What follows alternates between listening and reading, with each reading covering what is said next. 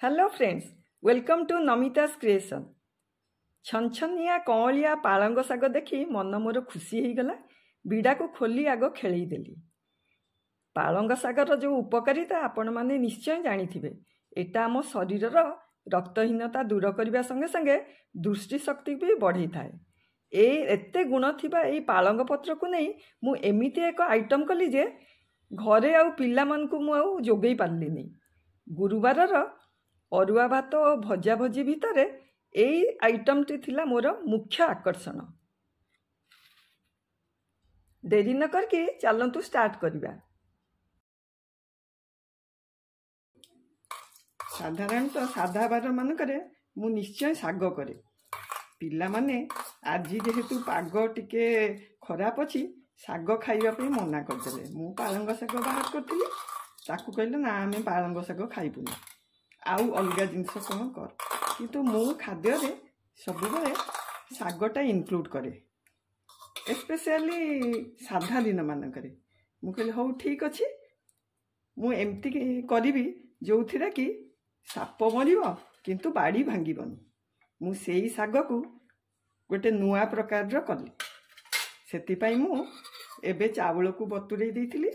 चावल संगे जीरा आउ अदा पकईली, ताकू टिके भल भाव पिठौ बाटिदबा। आमर पिठौ रेडी हो गलानी। आकु आमे गोटे जगार काढ़ीदबा।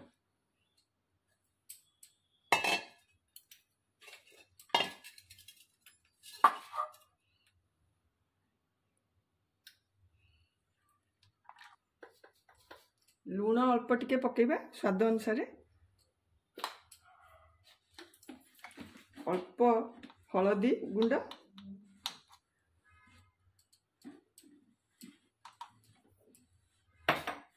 अल्प टिके लंका गुंड पकेबा। आमर पिठौ रेडी हो गला। आपको टिके भल भाव गोलई देबा। आमे ता धीरे जीरा अदा सब पकई थिले आ एई गुडा को हेई गला। एटा को आमे गोटे साइड रे रखी दबा। आ पालंग शागर मुंडी गुड़ाक काटी देकरी जो डेम्फ काटी देकरी एमती पत्र सब गोटा गोटा करदेली। किछि गोटे आलू को सिझेइथिली, ताकू चकटी देली। आउ किछि परिबा छोट छोट खंड करके काटिके ताकू टिके सिझेई देइथिली। एबे आमे स्टफिंग करिबा। गैस को ऑन कर देबा।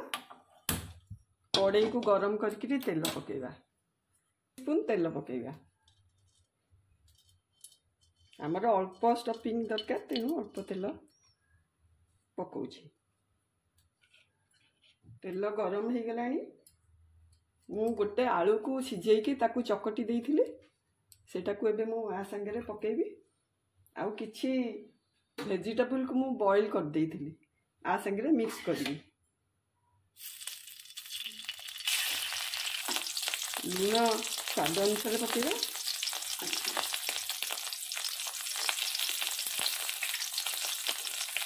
टिके लंका गुंड,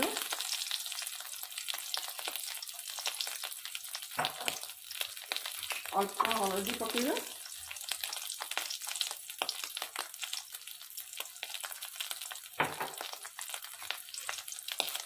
हाफ टी स्पून करी मसला मु पकाउछि। सब गुड़ा टिके तार टिके फ्लेवर भल आसियो बोली मुझे लो मीडियम फ्लेम रे करबी।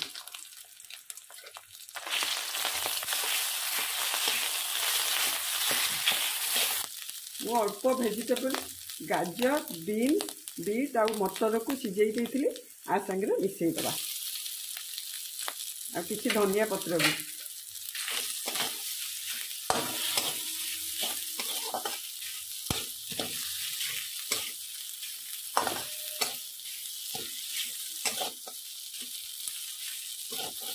आमर स्टफिंग रेडी हो गला। आपको ठंडा करिया को दबा। तापर आमे जिबा नेक्स्ट प्रोसेस को। आमर ये स्टफिंग रेडी हो गला। एई गुडाक मु आमर जो पत्र रखीचु पालंग पत्र ता भितरे मु पुरई करी करबी।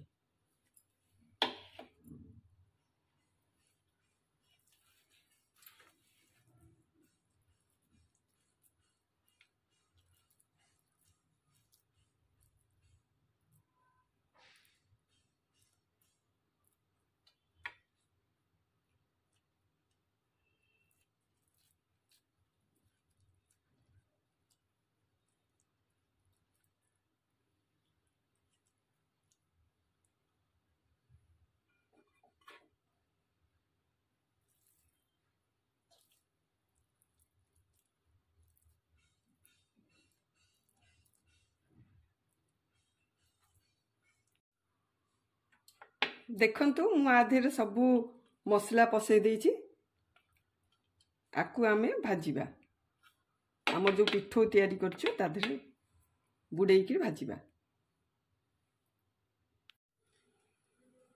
पैन गरम करिकरी आमे टिके तेल पकेबा मु 2 चम्मच तेल पकाउछि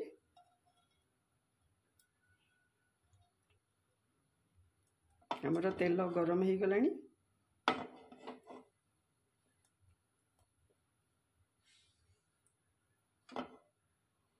आमे फ्लेम को एबे मीडियम कर दबा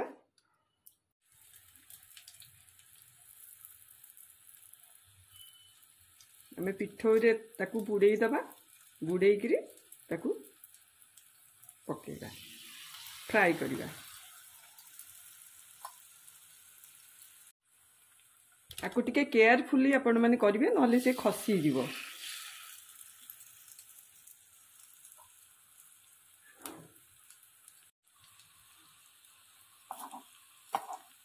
आकु टिके केयरफुली उल्टेबा गोटे साइड हेई गलानी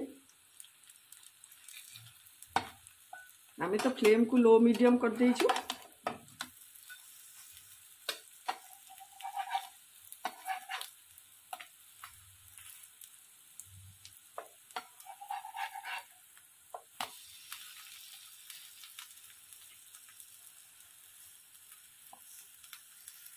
देखंतु केडे सुंदर देखाउची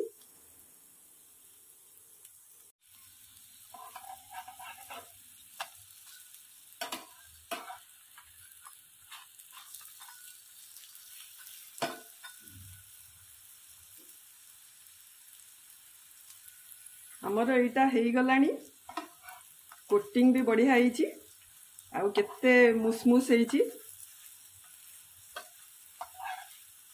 आकु आमे आउ गोटे प्लेट को काढी दबा